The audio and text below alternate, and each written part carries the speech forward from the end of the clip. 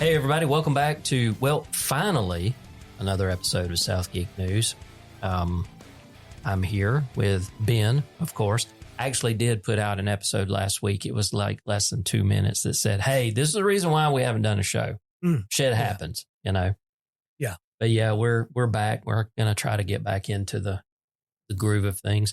Honestly, I don't know where this puts us in the routine. I mean, it's sliding. It's wherever it is. This may be where we would have done a show. I think we put it off 3 weeks. Yeah, so I think we're back in alignment again. The stars have aligned. Well, what have you been up to? I've got a story to tell you, but I'll wait and find out how your last 3 weeks have been. My last 3 weeks? Mm-hmm. A little over 15 years ago, I had a vasectomy, and there's a baby in my house. A fun way to say it. I got you beat. I had mine 24 years ago. But the point is, and you now know, and reaffirmed why you did exactly. Yeah. So, my nephew is with us. Mm-hmm. Very long story. Extenuating circumstances. Yeah. If I told the whole story, I would forget at least 5 important parts because it gets around. That convoluted, huh? Yeah. Yeah. And water was coming out of the wall this morning. Excuse me? Yeah. Yeah. So the wind was blowing the rain this morning. Uh-huh. And it was hitting a static window. And apparently right below, it's a triangle shape, the right triangle shape. Okay. So at the bottom corner, I guess that's where the water was getting in. It was coming down the wall. And where it's the room, the theater room where the screen comes down. I got speakers in the wall. Mm-hmm. So water was seeping out from the bottom of the speaker bezel. Oh, that's not good. That's not good. Did it like damage the speaker or anything? Or not that I know of. I got the speaker out this afternoon, but it was splashing on the window below that, hitting the windowsill and all over the floor. Mm. And I would have never seen it, but my son alerted me to it. So I'm just going to get up there and scrape caulk around those windows. That's all I can do. Yeah. Yeah. Yeah, that doesn't seem like that'd be something that you'd want to file a claim on or anything. No. We had, not long after we moved here, we walked into the kitchen one morning and noticed that the paint was bubbling up on one of the walls. It's like, what the hell is this? Come to find out, that particular wall was right up under where the air handler was sitting upstairs, and the drain line was clogged. And so, unbeknownst to us, it was basically backing up, and all of that was wet up there, and then it eventually seeped down and came down the wall. So we did file a claim. We had a contractor come in, and they pulled all the cabinets away from the wall, and they checked, and there was no actual real damage to the sheetrock or anything. They checked upstairs, and of course, the AC guy come in, and he blew the line out and all of that. Now I don't have to worry about that because when we replaced the AC upstairs, the unit, they kind of built this like closet type thing to put the air handler in, and it's got a door, like a cabinet door. Well, none of the air handlers are that small anymore. So when they replaced that one, they had to haul that son of a bitch up into the attic. I remember that day. It took them 14 hours to do that install. And I felt for them lugging that thing up. So yeah, my upstairs air handler is in the attic on its side, not vertical, but on its side, but in a drain pan. And it's got the proper little sensor and it's done this once, where if it fills up the pan to a certain level, the air handler just cuts off. It was because one day we noticed it was getting really warm up there, and I was like, what in the hell's going on? Got up there and looked, and the pan was a couple of inches in water. And so I don't have to worry about that much anymore, but occasionally I do put these little green tablets that they gave me. But I'll go up there about once every 6 months because something in my brain will be like, need to check this out. And it'll be it'll be bone dry. But yeah, is this the first kind of that type of damage you've had to your house? Not that it's necessarily damaged, but incursion, I should say. Well, Hurricane Michael in 2018, I think. Yeah. We had just moved in, and the hurricane came through, and my wife was like, "Let's see if we can," because there was a couple of shingles, and so she called the insurance. An adjuster came out, and I was like, "Let's see." And so he did a little shingle test. He picked one up, and it's not pliable. It was the original roof, 20 years old. Oh yeah, it was time. He's like, "Oh, new roof." I was like, "Really?" So we got a new roof. While they were doing the roof, they had the roof. It rained, of course, and water came down from where one of the valleys is, and it just came in the house. Hey, what's that? And he's like, "That's really nothing to worry about. We can paint over that if you want." Like, don't you dare paint over a fucking stain in the house. Fix that shit. No, I didn't have him fix it. I think it's still there. It's faded. The stain is faded, but we haven't painted that room yet. We haven't painted that ceiling. And then the Helene came through. It was blowing the other way. Yeah. And it was just blowing water to a point. I think it was coming in through a vent. So just rain's typically rain obeys gravity. It comes straight down. Generally, unless your name is Helene. Yeah. So blows in through the soffits and yeah, everything. Yeah. So other than that, that was been lucky. Yeah, we had our roof replaced in 2013, 2012, 2013, somewhere in there. And the reason for that is we had a hailstorm come through, not the band. Yeah. But and I didn't think anything about it. And of course, this is when this happens, you start having these roving roofers start going through you the see neighborhood. Yard signs everywhere. Yeah. So this guy and his dad come rolling up, and he's like, you want me to inspect your roof for any kind of hail damage? It might be that you can get a new roof. And I was like, sure.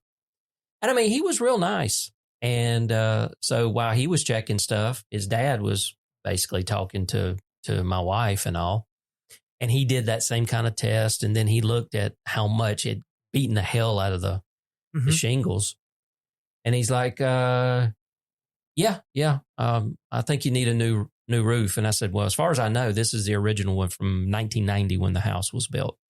And so he did a quote, and he asked me, he was like, I noticed you got basic shingles. And he was like, do you want to upgrade to our architectural type shingles? And I said, do what now? I had no clue. So he's standing there and he points over to one of the neighbors' houses, and he said, you see their shingles? I went, yeah.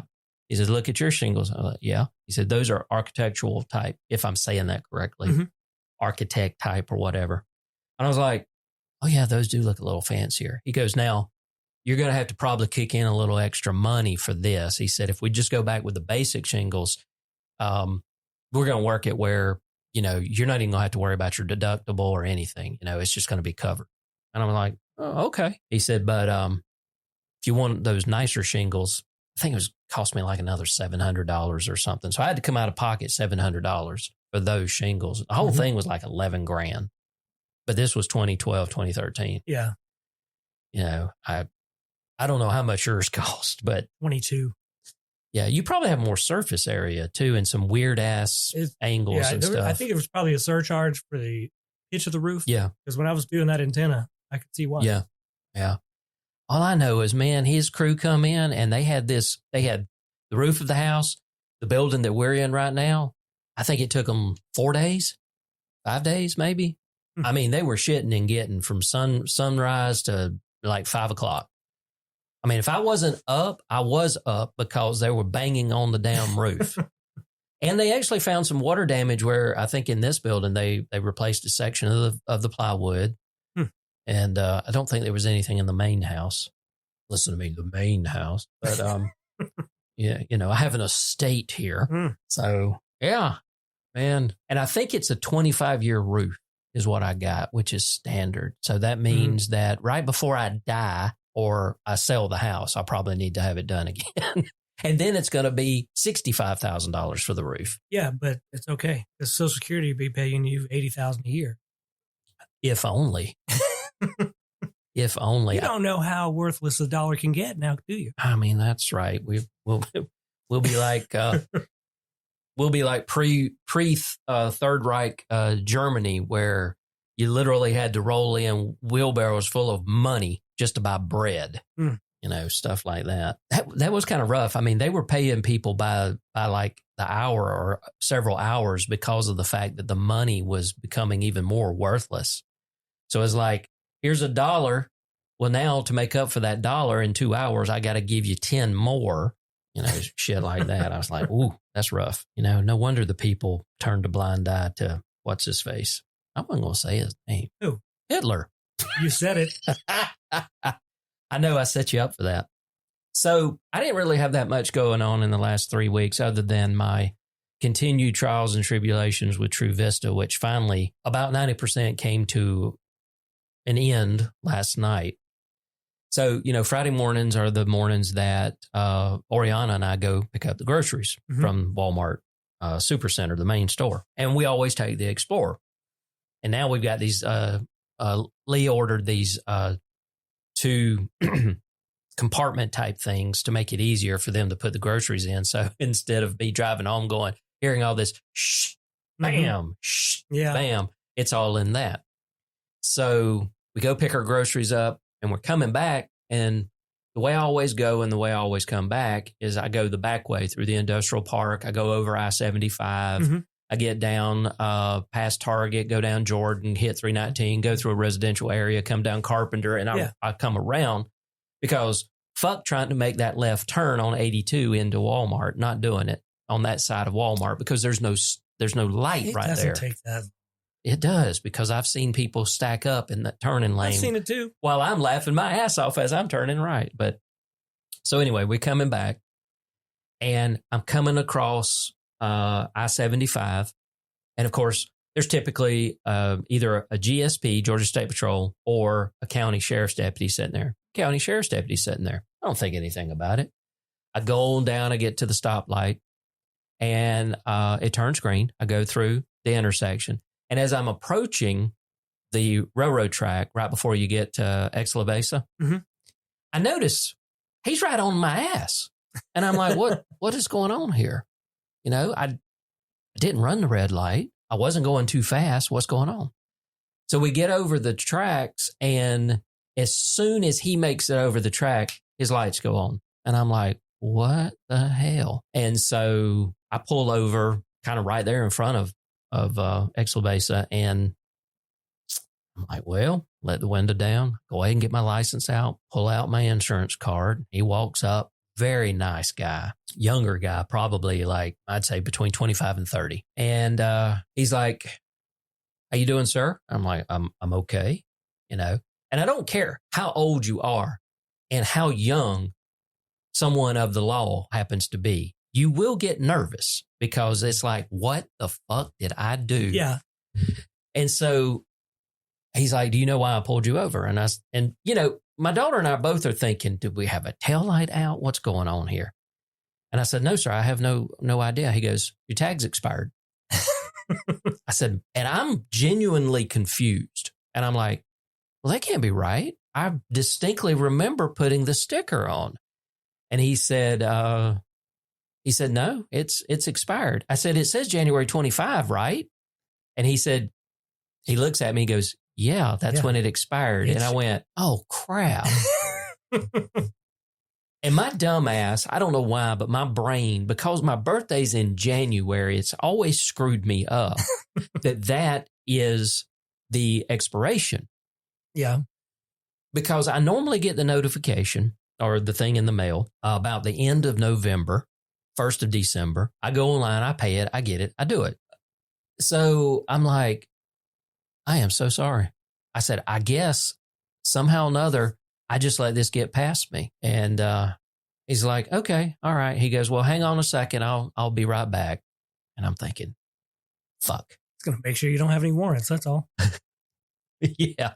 So I tell Oriana, I'm like, well, this will be the first ticket I have gotten. Oh, God. The last ticket I got was a DUI in 1990. That's the last ticket you got? Yeah. Wow. Yeah. Yeah. That's the last ticket I've gotten was a DUI in 1990. So he comes a few minutes later. It's still nerve wracking. He walks back up and he said, I'm just going to give you a courtesy warning. And I'm like, oh, thank you so much. I appreciate that. And he said, just call the tax office, blah, blah, blah, blah, blah. And I'm thinking, yeah, no problem. I'll go online and take care of this. So we get home, we get the groceries undone, of course, unloaded. And of course, tell Lee, our experience. And I'm like, well, I got to go take care of this right now. So I come out here. And of course, I cannot find the thing that I thought that they had sent to me. Mm-hmm. Maybe they didn't. Maybe it's a cost-cutting measure. They've decided they're no longer going to send that stuff. I don't know. So anyway, I found my old ones. And so I go online, put in my tag number, put in my driver's license number. I log in. And right there in big red letters, expired. Because what I discovered, I kind of had a suspicion, but he told me they have license plate scanners in their cars. And so what happened was, as I went over, the license plate scanner hit my license, looked it up in the database and said, his tags are expired. And I was like, well, thank you for letting me know that little tidbit of information that nobody's ever said publicly that I knew of, that Tift County Sheriff's Department has license scanners, tag scanners in their vehicles. No, I wasn't aware. I don't have that many interactions with the police. I generally don't either, and I like to keep it that way. I know the city of Omega does. Well, Tift County has them. Because I was talking with the chief. I'm doing some work for them. At one point, I don't remember what I was doing, but the chief had just gotten there, and one thing he did was he got those the body cams and plate scanners. Apparently, he's increased the revenue quite a bit. I imagine so. Quite a bit. I imagine so. Yeah, because the reason why he told me about that was I was like, and being nervous, I was thinking, well, he saw the sticker on there. The sticker has some relevance to this. That sticker is meaningless. Yeah. It's just there. From a distance, you can see what color it is, which tells you what year that expires. Right. But if you got to get close to see, that's. But apparently it doesn't matter if that sticker's on there or not, because that's not what they go by. They go by if they look your tag up. Right. Because you could make a sticker. Oh, yeah. Yeah. And because I told him, because I was thinking, okay, I paid, but did I just fail to put the stickers on? And that's when he's like, no. He said, it's in the database. You have not paid for those. I went, oh. So I learned some stuff last Friday. And some stuff that I'm glad I now know, but I don't like the way I had to learn it. Hey, it could have been worse. It could have been worse. He could have given me a ticket. Yeah, you could have got a robot. Yeah. To slap a fine on you just for jiggles. Yep. Or, and this is going to, there's a such thing as the color of my skin privilege too. So white privilege is a thing. It is. And the guy, and this has nothing to do with anything whatsoever, but he was Hispanic. I can't remember his last name, but I can't even pronounce it, but it's like Carlos or but anyway, not trying to out the guy, but it's not like I knew him. But like I said, he was very nice, very cordial. And I did my best to be just as cordial to him. I would have walked back there and entered the information into the laptop for him if he wanted me to. I wouldn't have cared. I was like, just let me go. Just, I don't want to go to jail. The worst shit starts running through your mind. It's like, your tags are expired. Okay, well, for that, we're sending you up to the big house for about, 60 days. What? No. I got pulled over on 75, headed up to soccer one Saturday, and it was in a construction zone, and traffic was a little heavy. So I just wanted to get out of everybody's way. So I nailed it down a hill. Mm-hmm. And as soon as I passed the cop and I saw him make a move, I was like, he's got me. Mm-hmm. I wasn't cruising at 86. I was passing. You're right. But I saw him head out after me, and I just took the next exit, stopped on the off ramp, Mm-hmm. and he pulled up behind me. Mm-hmm. I knew you got me. Did he give you a ticket? Yeah, but he knocked it down to like below super speeder. Oh, okay, good. He told me he was like, that's super speeder. I was like, I thought super speeder was 20 miles an hour over. He's like, unless it's 85 or better. 85 or better gets you super speeder. And you were one over. Clocked me at 86. I was like, what happened? You got to pass somebody with gusto. But I'll tell you, I wasn't nervous. Really? Yeah. First ticket I ever got ruined my day. Like I turned around and went back home. Mm-hmm. And I was a teenager. I got caught in Berlin, Georgia. You ever heard of Berlin? No. It is spelled Berlin, but pronounced Berlin. Okay. Sort of like Cairo and Cairo. Cairo, yeah. Yeah, it's Cairo, Georgia what's the here. other one? Vienna and Vienna. Right. Let's don't forget, we have Houston in Texas, but we have Houston County here in Georgia. And former Representative Penny Houston. Mm-hmm. Mm-hmm. English, man. Hard. Georgia. Yeah, very. Yeah, well, I can definitely say that the night that I got my DUI, my next several days were ruined. So, yeah. So was my car. I wrecked. Oh, well. Yeah, I wrecked the car. Not only did I damage I think I did about $3,000 damage to my car, and I did about $4,000 worth of damage to my friend's car because I ran into his car. Yeah, it was right. It was before Lee and I got married, and there was some mixed signals between she and I, and me and my cousin had been out drinking and driving that entire afternoon. We were drinking cherry vodka and had a case of Budweiser, and I went insane. I'm pretty sure that's what happened. I blew a .24. 0.08 is the legal limit. I was edging up to alcohol poisoning is where I was headed. So in Germany, you might not have even gotten in trouble. Probably not. But I did. And then the only other time that I got a ticket, I've had 2 tickets in my life.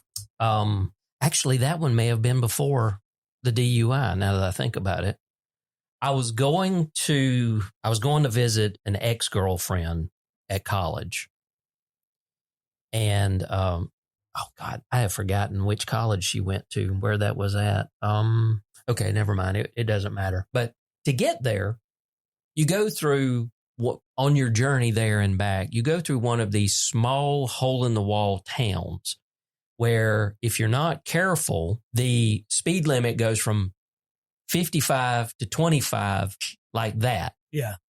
And so going up there, I had no problem.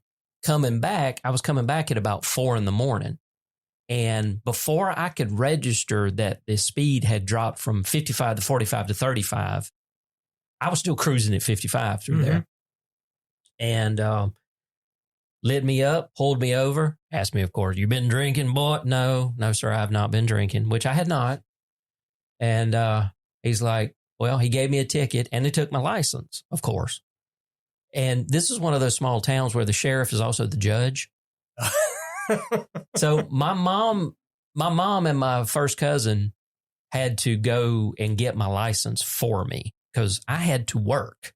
So while I was at work, she and my cousin drove there, paid the fine and got my license back. That's the only 2 times I've ever had a ticket, any kind of a moving violation ticket was that one and the DUI. And of the 2, the DUI was the worst. They never took my license on that one, but they took me in, fingerprinted me. And by the time they were finished with that, my mom and dad were up at the sheriff's office and got on the phone with the sheriff to make sure that he could write a check for my $350 bail to get out of jail. So I never actually stayed in jail. When I was when I lived in Adel, one time I fixed my brother's laptop, and so I took it back to him. He lives in Brunswick, so between Adel to get from Adel more directly to Brunswick, you take I can't even remember the name of the road. You go from Adel through the woods to Waycross, and part of that is Highway 122. Mostly swamp, extremely boring. You go 20 miles, you don't see a car. You begin to wonder if you're going to see an alligator sitting inside. That's the kind of road this is. Suddenly you're transported down to Florida somewhere. Yeah. So I had my brother's laptop in the trunk on the motorcycle, and I'm making time. This is a terrible trip. I hate this road. Yeah. It's when we used to take that to go to North Carolina, our least favorite part was the first 2 hours through the woods to get to Waycross and then 82 to Brunswick. Wow. The rest of the trip was fine. Anyway, so I'm getting with it. I'm on the motorcycle. It's like Sunday, and I pass a trooper, and I see him turn around, and I just pull over. Like I know they're going to pull me over. I usually am stopped, just bike off before he gets there. So he did the thing, and he saw my name, and he's like, "You know, Trooper Rayberg over somewhere?" Nope. He's like, "Well, I'm sure you'd like to." like I call in a favor of a family member if I knew the guy. Like, not really. He's like, "Why are you going so fast?" I was like, "This road's boring, and I was just trying to get it over with." No reason to lie. I figured he would understand that. And it apparently was a valid excuse because I got a warning. There you go. I think I was doing like 72. And that's 55? a 55? Yeah. But I was on a motorcycle, and the road was empty except for the two of us. No one passed us while he had me pulled over. So that was nice. That's where you need something like the Autobahn over here, where certain roads are just like, okay, there's no speed limit on this. I've heard that there are some roads in Nevada like that. There's no posted limit. That does sound familiar. But you can probably get pulled over for reckless driving, or if you're doing 120. I would let 120 go if it's empty. Yeah. But if you're doing like 180. Yeah. If you have a vehicle that will do that. Well, if you're doing like 140 in a Hyundai, you probably should get pulled over. You probably should rethink your life. I've got this habit of watching police dash cam videos on YouTube. Oh, yeah. I've seen Hyundais do some incredible things. Hey, I'm not knocking Hyundai. It's a good car. Well, they've been in the States over 30 years now. It took Toyota a while to get their footing. Yeah. When the first Toyotas came over, I think it was in the 50s, they couldn't get up the hills in San Francisco. Well, you have to stop and think all the way through the 70s too, whenever we started having the compact and the subcompact cars. Because of the gas price. Because of the gas prices. Everything that was coming from Japan was complete and utter shit. They did not have good quality control. They were making things as cheaply as they could. By the time we got into the 80s, they started, and I'm not saying this is the reason why, but some of this I know because my dad worked for General Motors. And they started doing partnerships with like GM and Ford and places like that. And they actually started making a lot of their vehicles over here in GM plants and things like that. And that's not to say that their plants in Japan are crap, Yeah, they've improved over time. They've improved. Right. And Hyundai and Kia, they improve every year. Oh yeah. Well, there was a while there that, and some could probably still argue it to this day, that the Japanese car manufacturers still make a superior product over American car manufacturers. I don't know if I'll go that far, but in the 80s, I mean, Mazda, Toyota, the truck of choice in the late 80s was a Toyota truck. Yeah. Everybody had those fucking things. I had a Nissan truck, but yeah. Yeah. Which used to be Datsun. Yeah. When they were Datsuns, they were not good vehicles, but, somewhere along the line, they changed the name. Mid-80s. Yeah. Because what's cool, one of my clients being a Nissan dealership, in the owner, well, former owner, in his office, there was this big picture that had every vehicle of note that they had made from the time that they were Datsun to when they were Nissan, and like their race cars and all this other kind of stuff. Kind of giving you a journey of how they started. Yeah. Which was pretty cool. I wish I'd have taken a picture of it. I don't know if it's still in there or not. His door was shut whenever I was there last night because, I mean, he's passed away, but I don't know if they're using that office or not. But, I mean, I really loved those Toyota trucks because my girlfriend at the time, her brother had one, and it was a stick shift. Mm-hmm. And I got to drive it, and I was like, man, this is the shit. Because it had the roll bar on the back, and, you know, and it was a 4x4, so it was picked up a little bit. And I was like, yeah, that's what I want. And we're talking about a vehicle at the time that didn't cost you more than $10,000. And that was expensive, but still, it was more affordable. Yep. Because when I bought my Ford Ranger, was a 1995 model, brand new from the place in Adel, Ford place in Adel. Mm-hmm. That Sunbelt? Cook County Ford. Cook County. Okay, Cook County Ford. Traded in Lee's, I forget what model, 1985 or something, Type 10 Cavalier. It was one of those deals where it was like, if you can drag it or drive it, we'll give you $1,000 off.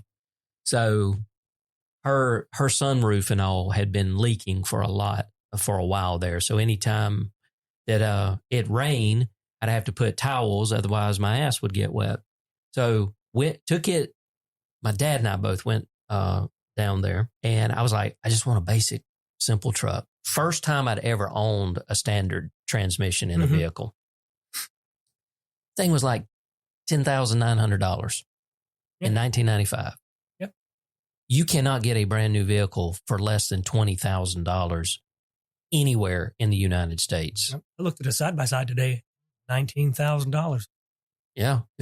It's wild because I started looking at vehicles a couple of weeks ago, and I was like, I'd like to get a Ford Escape because I want something. I still want an SUV style, but I don't want to go so far as to buy an Explorer because I was thinking about replacing my car, and I was like, shit, cheapest I can get one of these things is like $34,000, and I was looking at the hybrids too because they have those in hybrids. Yeah, and the hybrid's like another $5,000. I was like, it's a big battery. Yeah.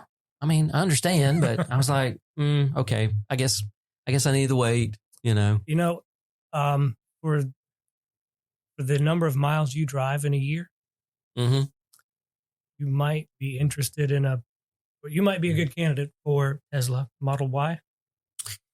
Because you can lease one for like $300 a month. You see that door right there? I encourage you to walk out it, get in your truck, and go home. No, you can lease one. I was looking at it, I don't know, a couple of months ago. Mm-hmm. But they had a lease deal. It was like $5,000 down at signing or whatever. But yeah, I'm not doing $300 leasing. A month for a lease. I was like, okay, leasing is still not good. We can't lease vehicles. That's just. I bought this truck in June last year. Got 19,000 miles on it now. See, I definitely do not put as many miles on a vehicle. I could pull up my report, but I think I might put 5,000 a year. On my car. Yeah. But I don't have clients outside of Tift County. Well, take that back. I got one in Nashville. You don't have a kid in soccer either. No. So all of my mileage on my car is to clients here, or I go to Nashville. The Explorer goes and gets groceries, and then occasionally Lee will go to eat with a friend of hers. That's it. We don't go anywhere. And I like it like that. Hey, that's fine. and you're not one to care whether your car is brand new or not. And that's sort of the selling point on leasing. It's a low monthly cost. Yeah. And in 2-3 years when the lease is up, you just lease another one. And it's a new. But see, here's what cheap. I'm looking at. And this is the reason why I'm not hell bent on doing it right now, because I'm not at the right age. Is one of these things that I read. I may have shared this with you before or talked about it, but when you get around about the age 60, right, as you're approaching retirement age, it is recommended that that is when you buy your very last brand new vehicle, because that will probably be the last vehicle you will ever own before you die. And knowing that we've got a 2003 Ford Explorer that still works, still runs. I keep it, take it, get its oil changed, get everything. Spent $2,000, little over $2,000 getting the air conditioner fixed and all of that, and some oil leaks and stuff. My Focus is a 2013. So figure by the time I'm 60, which is 5 years from now, we buy a brand new vehicle, whether we trade in one of these or not, that'll be the last vehicle I'll ever buy. So, in 5 or 7 years, however long I have to finance the stupid thing, that'll be it. It will not be a fucking Tesla. I can tell you that. You couldn't pay me to drive a Tesla. Sometimes, Donovan, I wish you would just tell me how you really feel. I know. I'm very guarded in that aspect. I know. How about we talk about some tech shit? Well, let's have it. Okay. All right. First thing on the docket. Some of these may have aged out, but we'll see. Our beloved, or I should say your beloved Twitter, also known as X. Zitter. Yeah.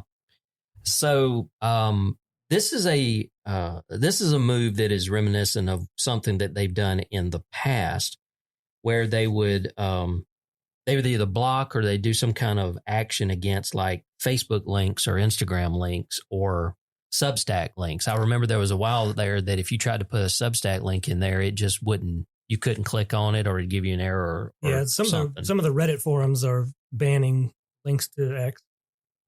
Okay. In that, same kind of regard. Right. So what they're doing right now is they're blocking Signal.me links. And of course, Signal is an end-to-end encrypted chat program, very similar to WhatsApp. Mm-hmm.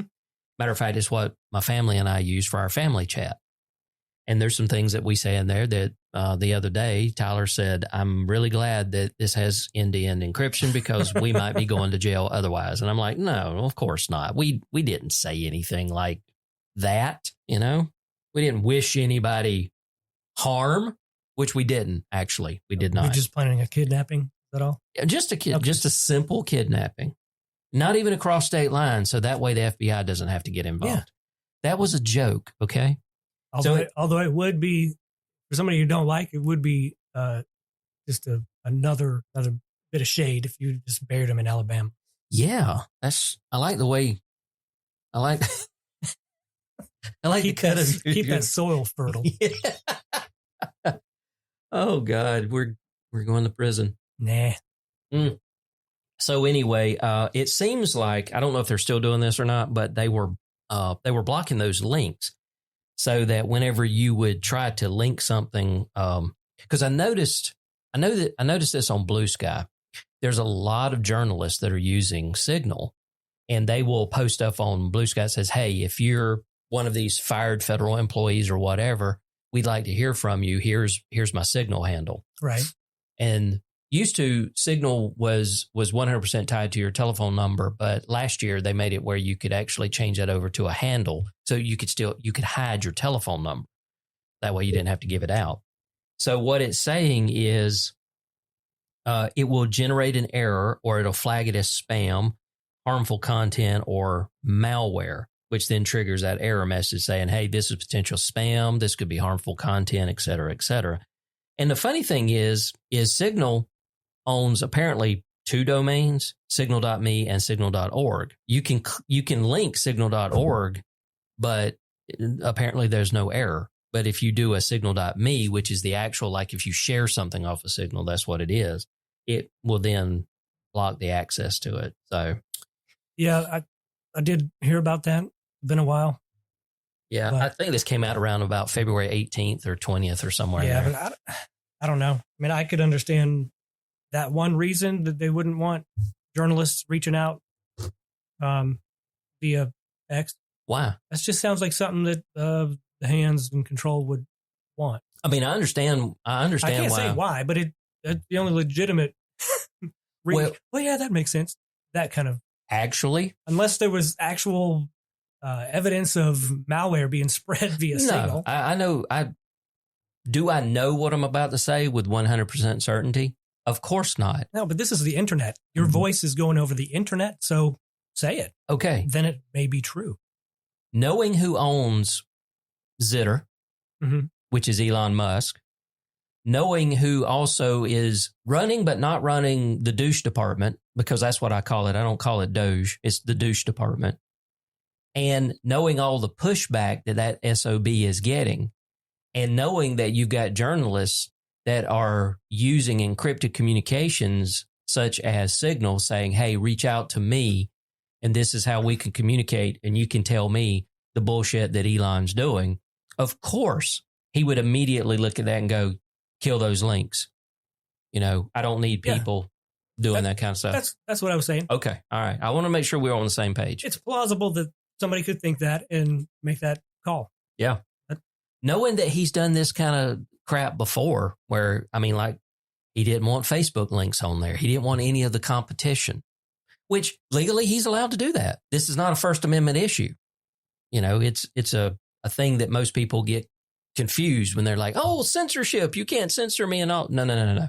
That's not First Amendment, you dumbass. Now, if the government decides to do it, that's a First Amendment issue. Yeah. But if a private or publicly traded company is doing it, that's policy. That's policy. And that, you know, you're in their playground, you know, so, but I still don't go on there. So. And I mean, honestly, Blue Sky, I love Blue Sky, but I did an episode of Call Me Donovan today, and I was talking about how to reconcile our mental health while trying to still stay up to date with what's going on in the world. It's like, you know, I do not watch State of the Union addresses. I don't care who the president is, but I want to keep up with it. But at the same time, it's this nonsense of, it's like this level of despair. And though I love Blue Sky basically has become a liberal echo chamber. That's all that's on there. That's what I've heard. Yeah. And so I love the information I get off of there, but there's no contradictory viewpoints. Yeah. And I mean, there's contradictory viewpoints, and then there's just dumbass viewpoints, which most heavily MAGA cultish people are the dumbass viewpoints. If you happen to be someone who supports Republican and conservative ideologies, but don't think that Trump is the second coming of Christ, we can have a conversation. You and I are sitting right here. Exactly. But if you're one who's like, oh, his shit doesn't stink and everything that he's done since he's been in office since January 20th that is absolute madness, and we cannot have a conversation, you know? Yeah. Trump is not one to be worshipped. I really can't see it that way. No.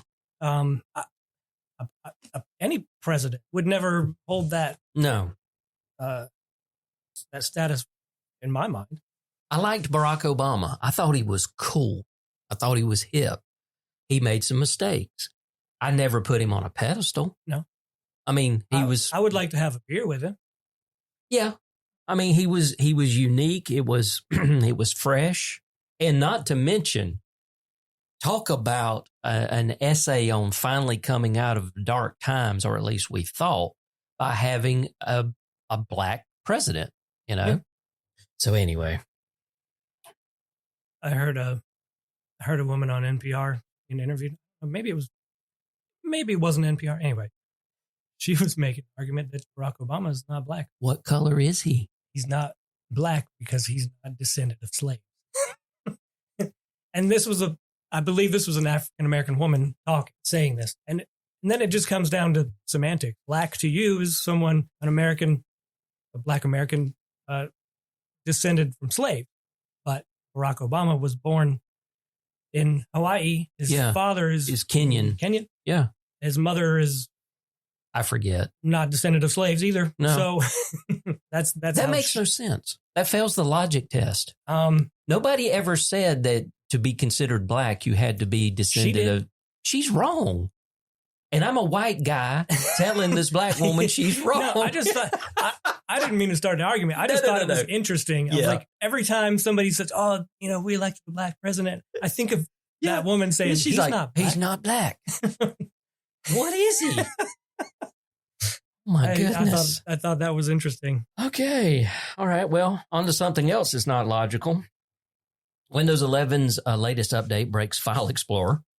Apparently, there's no way to avoid it. So and because this is stuff that affects you and I, definitely, if you see update KB5051987, do not install it because it has caused major problems for users. They report that File Explorer becomes unresponsive after installing the patch. Isn't that just Windows 11? I think Windows 11 starts that way. Yeah.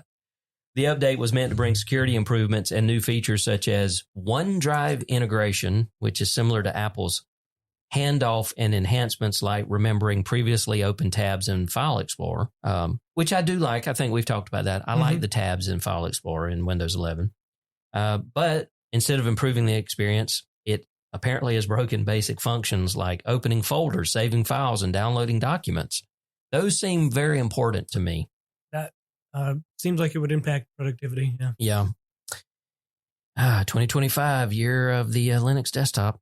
So some users are also struggling to install the update at all. Okay, well, that's good. Don't. The process freezes and eventually fails. Other issues, we have glitches like taskbar animations, cameras, and more. Taskbar animations? Okay. I didn't realize we had animations there, but I try to turn off all the animations. It is a mandatory security update, so there's no way to permanently avoid it. The only current solutions are to uninstall the patch and pause updates temporarily or wait for Microsoft to release an official fix. Now, that has been a couple of weeks ago, hasn't it? Yeah, I'm about to try to pull up the article. That was February the 16th. So I have not heard anything that says that they have fixed this problem. I haven't heard any reports of problems. But my updates, go 2 weeks after the release. Yeah. So if it's broken and they pull it, we've never installed it. Okay. Well, just be on the lookout for it. Yeah. I probably should do an audit and see if. I want to say that. But I don't have a lot on Windows 11 either. I still have the majority on 10. I try to keep it that way if possible, but I'm running into where sometimes it just doesn't make sense, especially if it's like, now if it's an older system where I image it and put it on a new machine, that's Windows 10. Yeah. If it's a new machine where I don't need to image it because there's all kinds of crazy software that I'd have to reinstall, usually I'll go with Windows 11, much to my chagrin. But I probably have less than 10 or 15 PCs that are actually running Windows 11 for clients. Most of them are still Windows 10. Yeah. I mean, we're going to get to October. Yeah. Sooner or later. Yeah. And I was planning on doing most of mine over the summer just because of my clients' schedules. They're less busy in the summer. And we replaced most of the machines in 2019. So are you actually going to be replacing the machines, or are you going to? Okay. Yeah. So not trying to do it through attrition. There's no way I'm going to do an in-place upgrade for some shit that already worked. No, I understand. All right. I started to say Starbuck. What am I? Battlestar Galactica. Starlink doubled its subscriber base in 1 year, but can it keep up with users' demands? So, of course, Starlink, unless you've been living under a rock, we know what that is. It's SpaceX satellite internet service. So it doubled its global user base in 2024. It went from 2.3 million to over 4.6 million subscribers in the United States. It now serves around 1.4 million, primarily in the rural areas. And that's because, well, you can't get anything else there. Yeah. Of course, Starlink has been a vital solution. Matter of fact, I think I've mentioned this before, but last year, Twit closed down their studio. And so Leo broadcast out of his attic space now that they redid. And they use Starlink as a backup internet connection. I think he's got Comcast as the primary, but he's even mentioned that during one of the listen to this, recording of This Week in Tech, the flagship show they do on Sunday, they actually had to do it over Starlink, which to me was impressive because it's all video. So They did all of that over Starlink, even though, if I remember correctly, what I read, the average speed of most Starlink locations around the United States is less than 300 megabit. I don't remember what it was when I tested mine. Yeah. But it's been rock solid for my friend. Yeah. If it weren't owned by the asshole, I have to keep trying to separate that. I mean, if I found myself out in the middle of nowhere, let's say for whatever reason I was relocating, there's absolutely... And you had to get online and renew your tags. Starlink would be an option. Of course, I'm not sure how I would get online to order the equipment, but you know what I'm saying. I don't plan on moving anywhere where I don't have fiber, but you never plan some of these things. So, let's see. Okay, so let's talk about the speed. It says, despite its rapid expansion, concerns remain about whether Starlink can handle increased demand while meeting performance expectations. The FCC's broadband standard is 100 megabit down and 20 megabit up, but Starlink's average U.S. speeds have consistently fallen below that, with recent tests showing around 65 down and 10 up. Starlink's failure to consistently meet these benchmarks led the FCC to deny its nearly $900 million in rural broadband funding. I remember when they got that probably pissed Elon off. It did. Elon has disputed these claims about slow speeds, but the official data hasn't backed that up. Experts are questioning if Starlink can scale without compromising service quality, even as some regulators suggest the company could rejoin government subsidy programs in the future. So for right now, Starlink still remains a lifeline for underserved areas, but faces growing scrutiny over its long-term performance. You know, that was always a problem you had even with like HughesNet. And before it was HughesNet, it was DirectPC and all of that. Of course, those are standard satellites. These are LEOs that he's using. So, but that's the reason why they did their capping thing that they did with HughesNet was people, you would get throttled after a certain amount of data. Yeah. I remember whenever I first got it, I got the one way where you had to have a dial-up connection for the uplink. And I thought I was in high cotton when I was getting 40 megabit downloads. And this was 98, 99, somewhere in there. Yeah. And the quote modems were these two big honking, looked like DVD players or something that were stacked on top of one another. And you had to do this funky I had to use a special software on a Windows machine to be able to share the connection to the rest of the computers on the network. So, I guess I put this one in here twice. I forgot it was in here. Okay. When's the last time you used Skype? I was going to ask you the same thing. I know exactly the last time I used Skype. It had to be before 2005. The last time? Yeah. My last time was 2015. Unless, how did I do the remote? How did we do the podcast like in 2011, 12? I think that was Skype. Okay. Did we do video or did we just do audio? Just audio. I still think it was Skype because Discord wasn't out at that point. And only other options would have been TeamSpeak, because I know I ran a TeamSpeak server for a while. It had to be Skype then. Yeah. So 2012.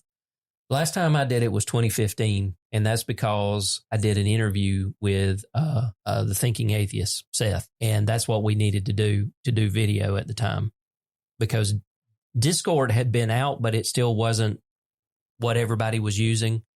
He still used Skype. I had Skype, and so that's how we connected to do the interview. But that was the last time I actually used Skype, and it was for that special use case. But now you can use Teams, because Microsoft is officially retiring Skype in May of 2025. I want to see the numbers on who's still using Skype. I know. I mean, I would imagine it's just mostly folks in Europe. I know that back whenever I was from 2013 to about 2015, when I was working at CPI, I had a chat going with Sam, another friend. I don't think you were in that one, but that's how we all communicated. Is I'd be sitting at my desk and we'd do Skype for chat. Mm-hmm. It was a group chat, and then of course eventually Discord became a big thing, and we all just gravitated over to Discord, which I think Discord in part helped to kill Skype. Not to mention the fact that Microsoft started putting more resources into the Teams team. I really thought the Skype voice and video part was just that those technologies and whatever IP went to Team. went into Team. I think it did. I've never really used Teams for that kind of stuff. I mean, anytime it's become like, well, whenever we had to do the remote for this show, Discord. Yeah. I mean, it's kind of bittersweet because I remember in the heyday of Twit, they had created this thing they called the Skyposaurus. And that is how they were able to do, it was the brainchild of one of their employees there. And they had like these 4 machines and they had them routed in such a way and had all the audio and the video routed so that they could bring in a guest. This guest would come in on Skype, Skyposaurus 1. This one would come in on Skyposaurus 2. And they were able to mix all that stuff together with people in studio. And it was just like, that was the shit. Because, we were all these newbie podcasters going, how do you do this stuff? And they're sitting there going, of course, they had the purse to be able to do it. Yeah. But it was like, and now all of that's gone. They use Zoom and some other software for video mixing. But it's like, when ICQ got shut down. It's like, yeah, I remember the heyday. One of the first chat programs I used. I thought it was really cool because I could see the letters as they were typed. It wasn't just line by line. It was I still remember my ID, 154006. Yeah, I'm not going to remember that. I do remember. I don't know what I was doing, but I guess it was around the time I was using the ICQ to chat with Mom. I just moved to the barracks, Mm-hmm. It was online one night and my CD drive opened. It ejected. Oh, yep. I'm going to turn this off. Yeah. And then years later, I read about how to do that. But I never did it. It tickled me because I don't know why, but I had that my ID ingrained, and then years later to see, that's a 6-digit ID, and then they were into like 7, even 8 digits, I think. The number of people that were using that thing. It was started by an Israeli company or a group of programmers in Israel. No. But yeah, it became really damn popular. And then, Microsoft Messenger, they came in, and then Yahoo had their thing. And of course, AIM still, AOL still had their thing. They spun it out where it was outside of the actual AOL program. Everybody was jockeying into trying to get this little chat things going. But that's like Discord. I've seen some chatter. It was talking about, the Cory Doctorow came up with the term enshittification. Yeah. It was talking about how everything on the internet gets enshittified. So the enshittification of the internet. And I saw some commentary today in some of the Discords I'm in. I was talking about, that at some point they feel like the Discord's probably going to get enshittified. So what's the next thing, Because apparently there's a new draft. There's an IRC V3 that's supposed to be like the shit, solve a lot of the problems that V1 and V2 of IRC had. But it apparently is just taking a long damn time to ever get it going and ratified. So I think it's going to come down to, I would be in favor of it. Come down to data silos, the open source server software, self-hosted, and you can kind of open up rooms on your own server for public chat, whatever, meeting rooms. Meet me here, and then you can have sort of a private section where invite only, kind of thing, and of course maybe someone to sponsor a mobile app for it. Yeah, there was a couple of years ago, more than a couple, probably about 4 or 5 now, and I cannot remember the name of it, but I came across this open source software to run your own chat server, and it was slick. I played around with it. I was trying to use it for some of the other tech people that were adjacent to my own clients. They worked with some of my clients, but they didn't do the same thing I did. So we collaborated together. And so I ran it, and it had a lot of bells and whistles, and I got away from it. And they did the smart thing. They were like, hey, I remember getting an email at some point saying, hey, we're retiring the open source part of this. We're now going 100% commercial. You can still use this stuff, but it's going to, even if you want to host it on your own server, it's going to be X amount of dollars per year or whatever. And I was like, that kind of defeats the whole purpose of the open source, but okay. But it was great. I just cannot remember the name of it, and it pisses me off. but it was pretty good. We tried that. I have found that between the chatting that we do, Discord works better than anything else. The chat that comes with the Synologies, it's crap. I mean, it was useful enough. It but wouldn't I think stay Discord connected. just has more features and yeah, if your service goes down or your Synology has a kernel panic or something, Discord's still up. Yeah. I mean, anytime I have to do, if there's a new version of DSM, I need to update the Synology. Well, it's down for 10 minutes. I mean, the chat's down for 10 minutes. Yeah. And that'll be that time that's like, oh, I need to tell Ben something. No. So I'm glad we gravitated over to using Discord more because I'm in it all the time because I follow GOG's Discord.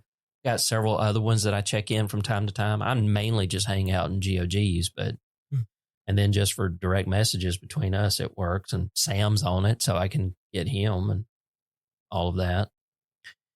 All right. Elon Musk staffer created I'll have to say it this way, Doge AI assistant for making government less dumb. Doge, the douche department. So they developed a custom AI chatbot powered by xAI's Grok 2 to support the so-called Department of Government Efficiency. I did not write so-called. That was ChatGPT summarizing it, so-called. So I guess it might have got it from the actual article. Maybe they said it.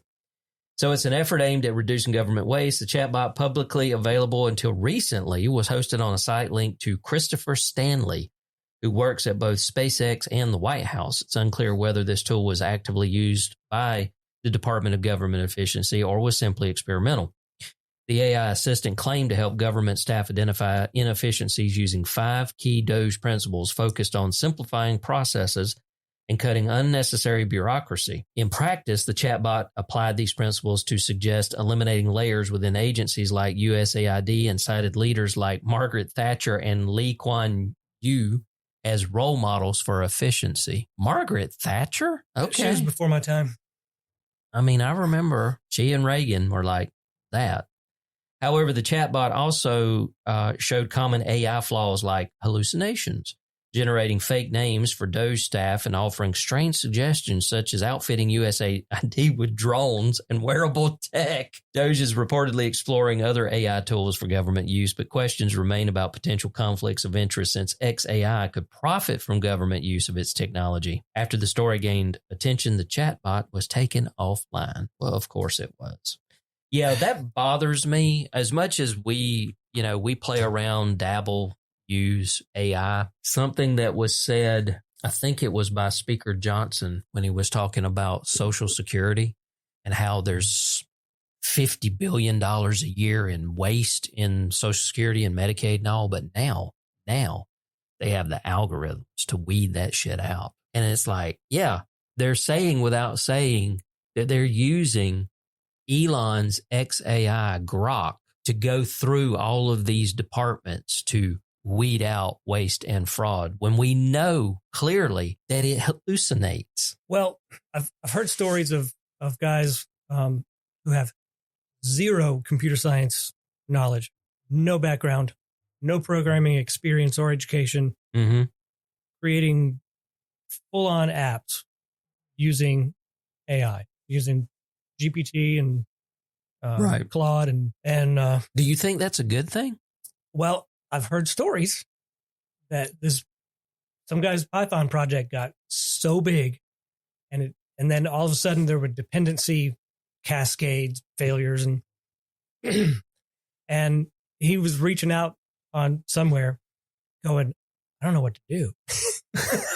Because you didn't Like write somebody, any of it. somebody needs to be able to go through that and Mhm. verify, whether it's correct or verify that that's the problem. Mhm. So if you have XAI, some kind of agent, comb through government files and programs and take an analysis, just make an analysis of it, Mhm.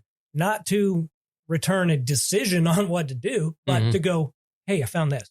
Right. When that can be done so much faster than 3,000 humans pouring through paperwork, you just have an agent tie things together and look at things. Hey, maybe this is less efficient than it could be, Yeah. and then send it to the team for verification. So there's sort of a automation with human validation. Right. I can see that being Okay. a very good way to go about it. I think I can agree with that. Not turning it over to an agent going, hey, fix all this. Mhm. Mhm. Because if it does hallucinate and it finds a perfectly tuned, well-oiled machine and sends it up there, hey, do we need this? The humans can go, try better. Yeah, so the AI doesn't come back and say, so we've been going through the Social Security database, and here's a suggestion I have. Anybody that's over the age of 85, we need to utilize drones, and we need to equip them with Wearable tech? well, with certain militaristic armaments. And this is how we reduce the dependency on the Social Security Trust Fund is we send these drones out and we just eliminate these people. I would like if that is a recommendation from the AI that there is a human going, no, maybe we shouldn't do that. Yeah. Maybe we should move it up to about 90 and then no, I'm kidding. Yeah. No, that's a bad idea. No, Yeah. we don't want recommendations. We just want anomalies Yeah. or, see bottlenecks in a process Mhm. or just whatever it can logically find and just return it and go, hey, found this. Yeah. And then when you make those decisions, you cut that layer off, have it run again and look for how the process works now and look for more inefficiencies and that. And then See- just sort of get recommendations and a quicker analysis because our government does not move fast at all. Yeah. I mean, I'm not going to sit here and tell you that there's not waste and inefficiencies in the federal government. I mean, it's There's just waste and inefficiency in my company. Yeah. Hell, there's waste and inefficiencies in my brain.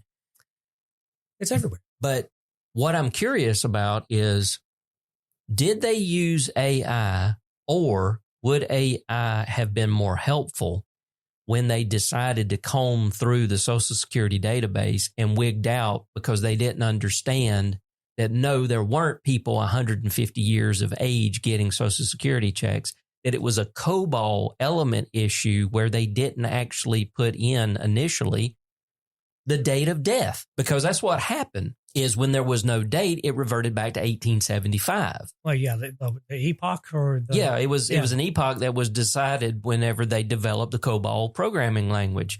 And so instead, Elon and his team come out and go, look at this fraud and waste in Social Security. Whereas maybe an AI agent could have actually come through that and come back and go, no, it looks fine. Now, these people's, there's a field called deceased.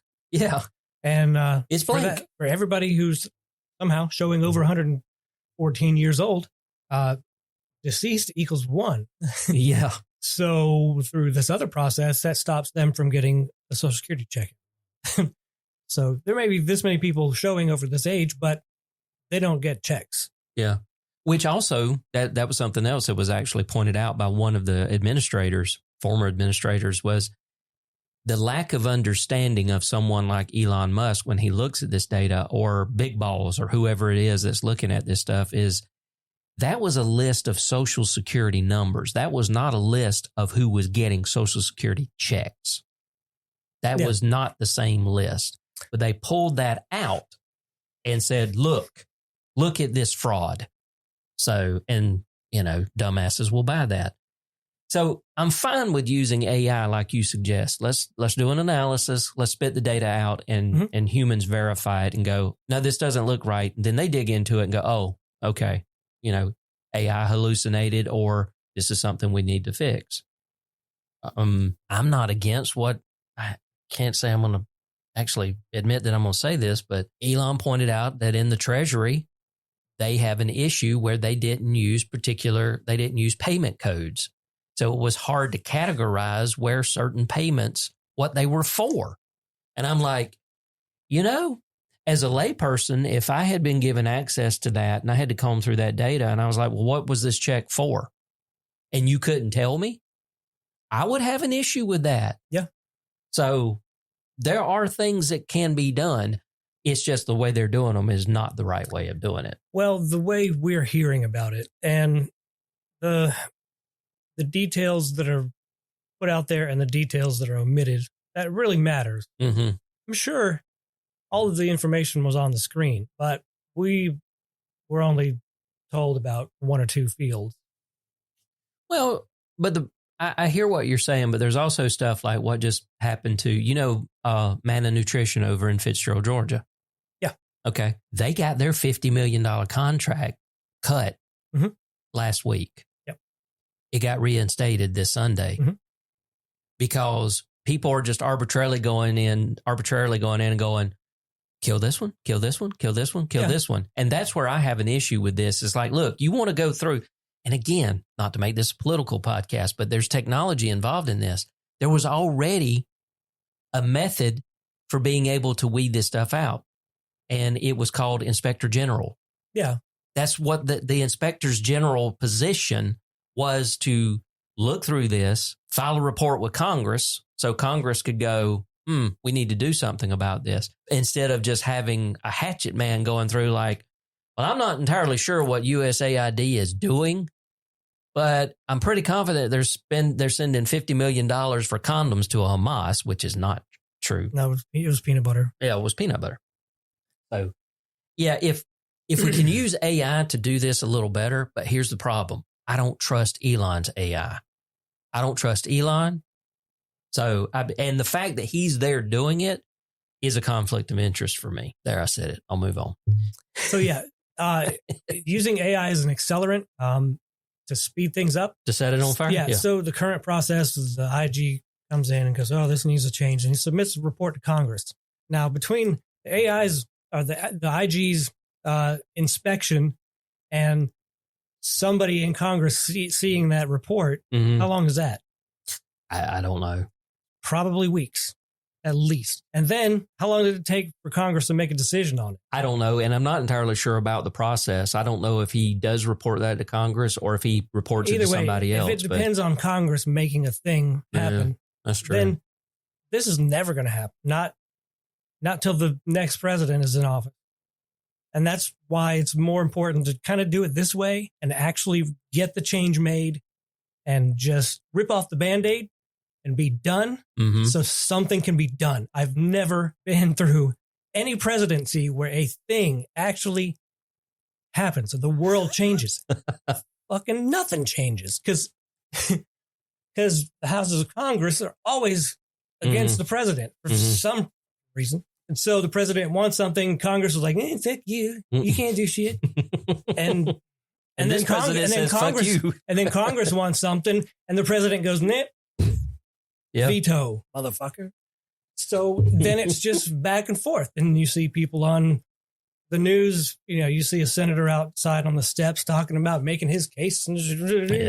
When we could have just had a meeting yesterday or a quick call yesterday and made a decision, let's be done. And why does everything have to go through committee? And so you have so many fucking hands involved and they all got to be greased. So that's fair. Favors done, this and that. And no, we would never see change. I think this is world changing. It's playing out like a fucking comic book, but it's something. Oh, it's world changing. All right. It's something. And at least it's not nothing. So I'm not a fan of everybody doing all this and whatnot. I'm not a fan of all the people involved is what I mean. But I'm glad something is happening and it's happening fast. And we've never seen change like this before. And I'm really curious to see what it's like when the dust settles. They could have, I guess I would have been all right if they would have done this initiative and said, look, this is what we're going to do. We're going to do something unprecedented. We've never done this before. I think they did. But Elon Musk did not need to be the one. He did not need to be part of it at all because he bought the damn presidency. If it had not been for his almost $300 million that he kicked in to Trump's campaign, Trump would not have won. Trump only won by 1.6% over Kamala Harris. And that is why. That's I will never believe anything other than that. Okay. And that's I guess that's really what it sticks in my craw is he has become the stereotypical comic book villain. He went from who we thought was going to be our Tony Stark, our Iron Man. Oh, we were talking about Musk? Yeah. Okay. Yeah. Sorry. I had Trump as the no villain. I was like, yeah. Well, he is a villain, but no, Musk was always like, he was like. Yeah, I was kind of secretly in the back of my mind going, that's really Tony. Yeah. Yeah. And then over the last several years, we realized, no, he's Dr. Doom. So I don't think the same thing. A lot of what I've seen lately is not worthy of praise, but I think he just wants to go to Mars. He's not a smart guy. What's that got to do with it? Everybody looks at him like he's some fucking genius. He's not. He's a con man. He conned his way into Tesla. The reason why SpaceX is the way it is because of the actual engineers that understand how rockets work. He doesn't. So, okay. Yeah. He's just as much a con man as Trump is. I have seen cracks in the facade, starting late last year. But I don't think he means harm to people. I disagree with you on that one. I don't think this is a tech podcast anymore. No, I'm not. We've deviated. No, I mean, I get it. You are welcome to have that opinion, and I can understand how you can see it that way. But I refuse to think that Elon actually wants to harm people. I think he just wants to go to Mars, and he's willing to do fucking anything to get there. I hope he gets there. He's not. I mean, I would really love for him to go to Mars because he would never come back. He's not going. Because by the time we're sending humans he's regularly to Mars, his now 15 children will be the perfect age to become astronauts. Yeah. He's making future Martians right now. I think that's why he's having so many kids. And I could be deluded. He could just be, all over the place. But I think... he definitely whoops. He wants to populate the Earth. I don't know why, because there's too many people already. Not according to the conservative Christians, but anyway. So let's get back on the tech. I mean, it was adjacent because, well, he's tech. World's first pods that convert aircraft wind into energy have been installed at a U.S. airport. Now, I thought this was interesting. So there's a company called Jet Wind Power Corporation, and they've installed the world's first energy capturing pods known as ECPs at Dallas Love Field Airport. Love Field is designed to convert wind generated by the aircraft into renewable energy. After 3 years of testing, 5 pods are now operational. They have a total of 13 planned. The system captures jet blasts that would otherwise be wasted, helping to power the airport and reduce strain on Texas's energy grid, because we know it's crap.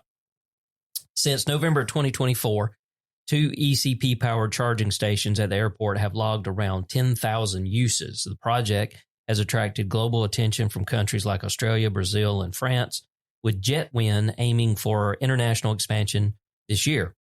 Pods are also designed to work in other transport sectors, including heliports, trains, and roadways with potential military applications. City leaders see the project as a model for sustainable infrastructure, positioning Dallas as a leader in renewable energy innovation while helping meet rising power demands. Something so simple. So you basically take the wind coming out of the jet engines, which is quite a bit of energy. Yeah, capture that and then convert it into actual energy. Spin up a turbine. Yeah, basically. What? How are we not doing this yet? This doesn't seem like anything groundbreaking. It's like like decades ago, they put machines out in the ocean to capture energy from the waves. Yeah. How is this? Yeah. But nobody's ever done this before. That's the thing. Nobody thought about it. Or somebody probably thought about it. Yeah. Probably thought about it. Nobody did anything. They're like me. Like me. Yeah. Oh, this would be a great idea. You got the funding? Nope. Yeah. Oh, wouldn't it be cool? And then 2 years later, the fucking thing exists. Yeah. Oh, yeah. And great. somebody's a gazillionaire because of it. Yeah. Because they got off their ass.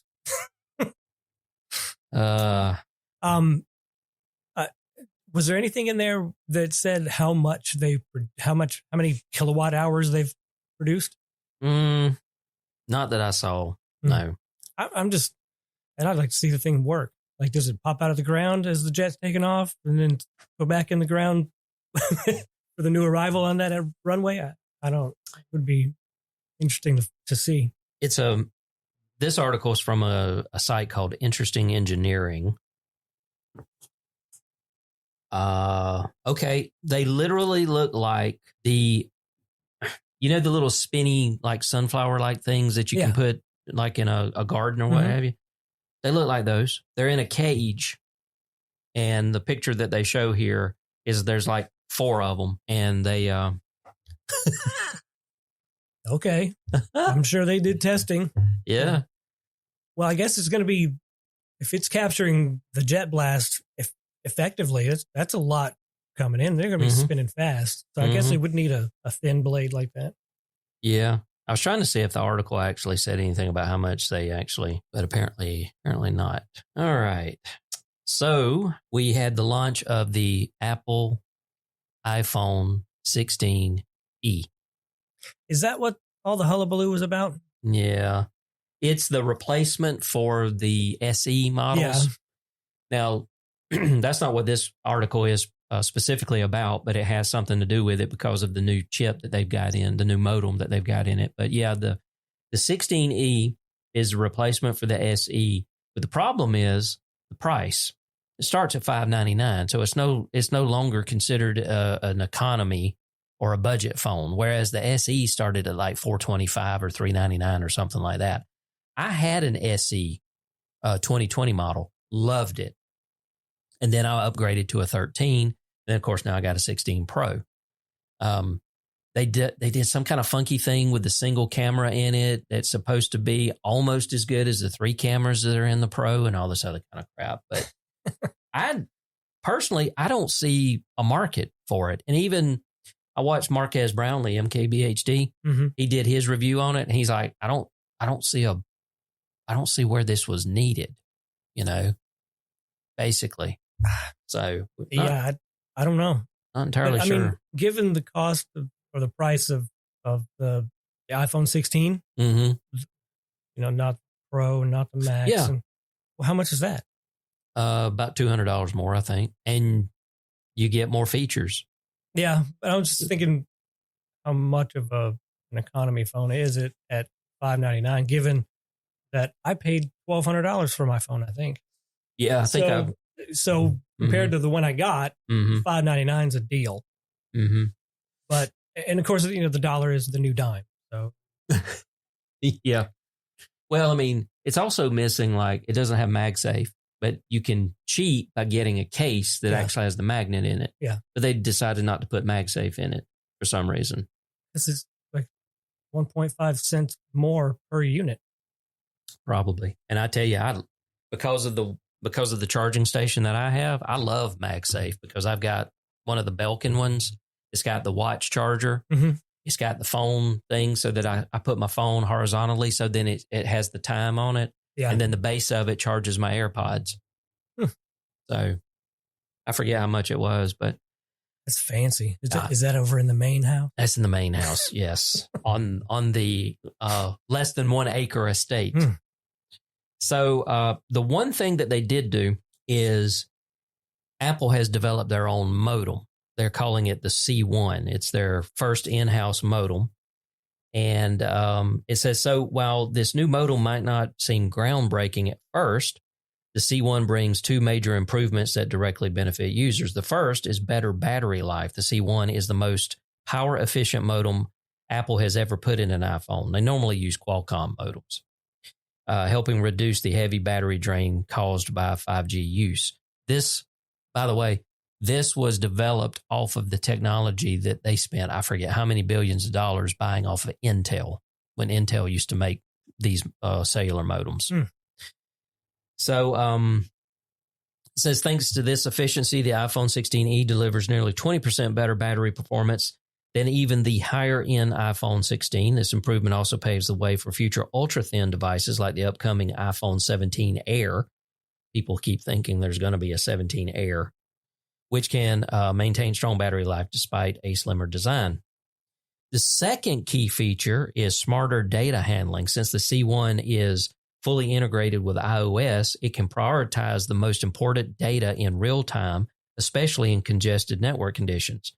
So unlike the previous Qualcomm modems, which couldn't distinguish between different types of data, the C1 can ensure that time-sensitive tasks like video calls or app usage are prioritized, leading to a more responsive experience for users. So they're thinking that these two upgrades are just the beginning of Apple's plans for its modem technology. Future versions like the C2 and the C3 expected in the coming years are set to bring even more advanced features. Even though I have read that the C1 is not, well, number one, it doesn't do all the 5G, the wide spectrum. I think the top one that gives you the most bandwidth, it doesn't support that. And it's not quite as sensitive, maybe, as the Qualcomm, but it is a first-gen C1 going into what Apple's trying to classify as a budget phone. I mean, hey, if you look at their track record with the M series processors, the Apple Silicon, that was a damn smart move. Get away from Intel. They've made some highly efficient laptops and iPads. The best laptop I've ever owned is my MacBook Air M2. That Mac Mini over there with an M2 Pro, that's impressive. You know, even though I don't need it, I still wanted a Mac Mini with an M4. And today they released new MacBook Airs with M4s and the Mac Studios with M3 Ultras and M4 Maxes, I believe. So making their own modems. Not a bad idea. You know, I haven't been really impressed with my MacBook, but given that it is an Intel Mac,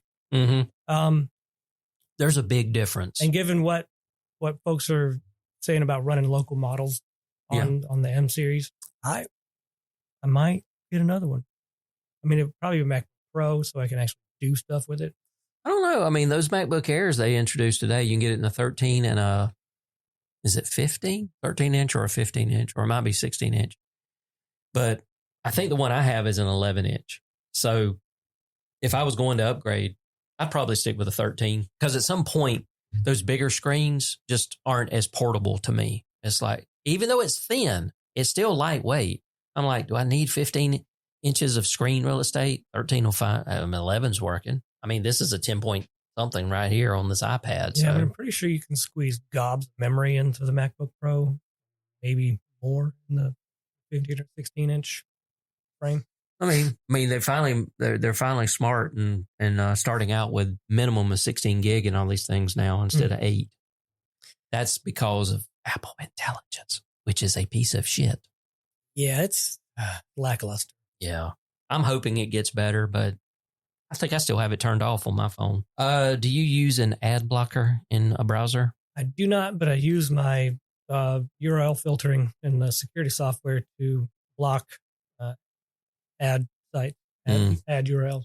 Yep. So Google in Chrome, of course, the one that is the most popular is called uBlock Origin. And I've used it for years and years and years. It's great. It's very popular.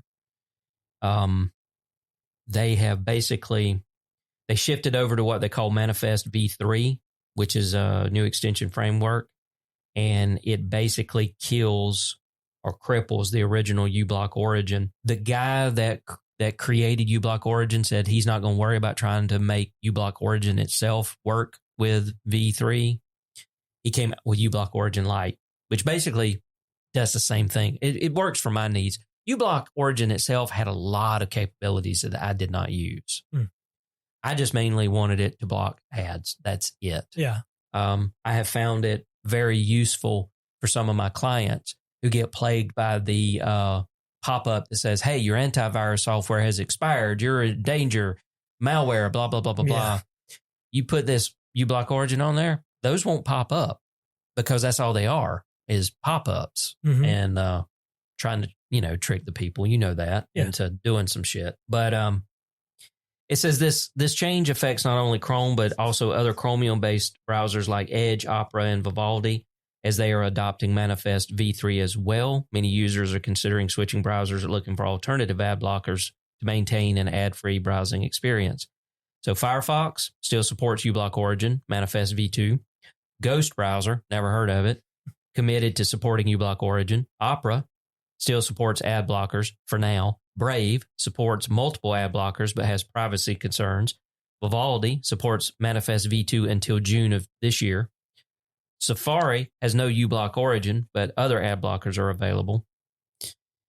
Alternatives are to use the uBlock Origin Lite with reduced features, AdGuard, which is Manifest v3 compliant, Ghostery 10, Manifest v3 compliant, AdBlock Plus, which is Manifest v3 compliant, VPNs with ad blocking features like NordVPN threat protection and Surfshark Clean Web, or you can do Pi-hole, which is, of course, a network-wide ad block, but limited against YouTube ads. You ever use Pi-hole? I've heard about it. Never really bothered to find out what it was. It's one of those things where the way I understand it is I've actually got AdGuard Home running on here, but I quit using it. I basically just use Cloudflare's 1.1.1.2 and 1.0.0.2, which helps block malware and stuff like that. They've got two other ones that actually will block pornography and stuff like that. But I've seen those. Ain't going to be having none of that blocking of pornography on this network. But my understanding is Pi-hole works very similar to the way AdGuard does. You've got these various lists for malware and ad block and ad services and stuff. And so you set your DNS to it. And so whenever it tries to basically pull from wherever the ad's being served from, it basically is like zeroes it out, sends it to null, that kind of thing. So, but yeah, I've started using uBlock Origin Lite on most of my stuff now. And like I said, it works. I just need it. I didn't need it to have all these additional lists that uBlock Origin has. And because I don't know if you've ever noticed it or not, or how often you use, say, speedtest.net for testing speeds. Those ads that are on the browser will affect the speed that you get back because of the calculations that are being done in the browser. So and I have tested this and seen it happen in real world, and it's worse on a lower performing computer. So you run the speed test, and let's say you're supposed to have 500 by 500, and it comes back and it only gives you about maybe 200 by 150 or something. Block those ads, run it again, and you'll get closer to the actual speed. Now, on a really beefy machine, probably doesn't affect it that much because it's able to do what it needs to with all those fucking ads going everywhere on it. So, and that's it because I doubled up the Skype one. Bye, Skype. Yeah. Every time I saw a show on TV where some kid was talking to their grandma in Poland or something, it was always a Skype call. But I mean, I'm sad to see it go, not because I used it, but because it's like anything on the internet. It's like that site that I sent you a couple of weeks ago that I actually got off of GOG, where it was like 4 or 5 pages of just those ads. Yeah. And it was like, man, those were the days. Those were the days. I mean, our technology is so much better today, but there was something about the newness and the wild, wild west of it all, of those early days of the internet. I mean, I used to hang out on Slashdot all the time. I began to wonder a couple of weeks ago whether Slashdot still existed. They do. I know. You went there? I tied Outlook. I imported the RSS feed into Outlook. It's just because I used to read it every day. I did too. Lately, I don't know why I haven't. I did too. It's been years. When I first went to work for the city of Tifton, for CityNet, network manager, And this was before we turned up the internet. This was probably like a month before, or a couple of weeks.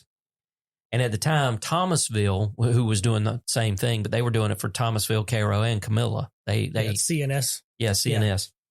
So I went down there to meet with Marvin Golden, who was basically the guy that was in charge of the whole internet stuff. And we went out to the head end, and I got my first taste of what broadband over cable modem was like. Had a computer connected up to a Samsung cable modem. Those were the first ones we ever got were Samsung. The first place I went was Slashdot.org just to test it out. Mm-hmm. And that was on a 1 megabit speed profile. Yeah. Which was the highest they offered at the time. It was also the highest that we were going to offer. We offered the 256, 512, 768, and 1024. And that was the first place I went was Slashdot. And brought it up, and I was like, holy fuck, this is fast.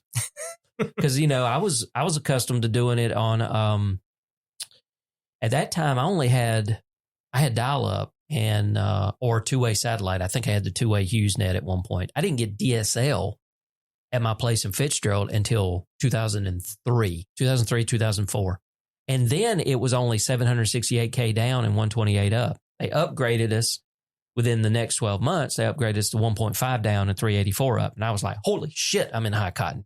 But to sit there and bring that up, and the first place I go is Slashdot, which is nothing but text, and a few graphical elements, but it was a forum.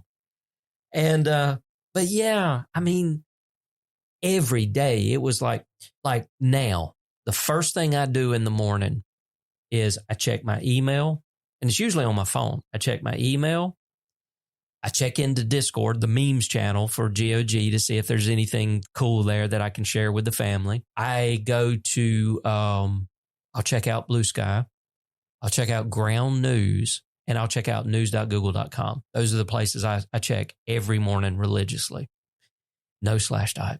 I think I went to Slashdot once last year. Yeah. I probably did too, and I can't even remember. I think it was just to find out if it was still up. Yeah, because I've never, you don't see news articles referencing something mentioned.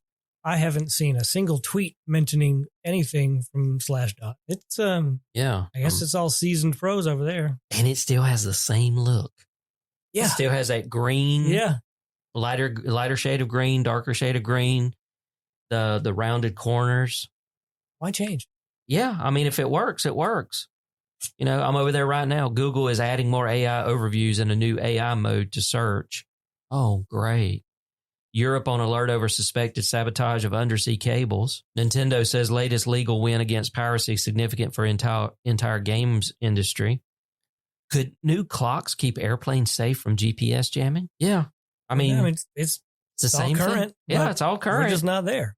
OpenAI plots charging $20,000 a month for PhD level agents. Yeah, I think I read a headline today about that. Ben, are you going to pay $20,000? Only with a guarantee. Whoa, that's crazy, man. That is crazy. All right, well, I guess that's going to wrap up the show because we're at our normal time, believe it or not. Even though I was trying not to kill us with. Whenever we do skip a week or something, it's just like, I'm not doubling up the stories, man. Yeah. There's no reason. No. And maybe one or two of these were already out of date and maybe some things have changed, but it is what it is. But if you have comments, questions, or suggestions for this show, maybe I need to put these back on so I can read this. Email address is podcast@southgeeknews.com, or you can call and leave a voicemail or send a text. And that number is 229-234-1307. We also have a members only edition of this where you get some of the things that don't make it into the main show because, well, sometimes we get a little off track, maybe. Talk about things we shouldn't. I don't know. $5 a month. That'll get you that. Just go to southgeeknews.com, sign up, and you'll get a special RSS feed that you can put in your podcast app of choice. That number, that text number, So that's a number I use for Tifton Media Works. That's for Tifton Talks. That's for this show and everything. Mm-hmm. Apparently, of course, I'm not going to out this person because all I know is their telephone number. I woke up one morning and because it emails me to the Tifton Talks account, because that's actually where the number's associated with. This person wrote a paragraph. And the best I can figure out is there's some younger person in school. And after I shared it with Lee, she came to the conclusion that this person was probably thinking that they were texting their therapist. Mm. And I finally had to tell them the other day because they did it again. And I told them, I said, look, I appreciate what you're going through, but this is a text line for Tifton Media Works. And they were, oh, I'm so sorry. I'm so embarrassed. I'm like, don't worry about it.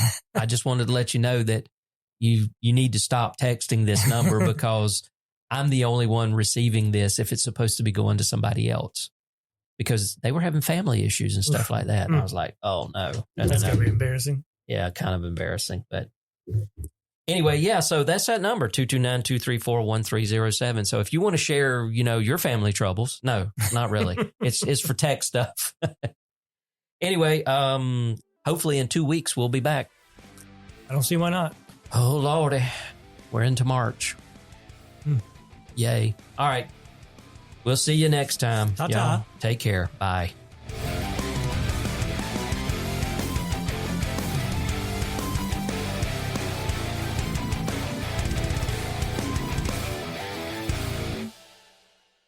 This has been a production of Tifton Media Works. Check out all our podcasts by visiting TiftonMediaWorks.com.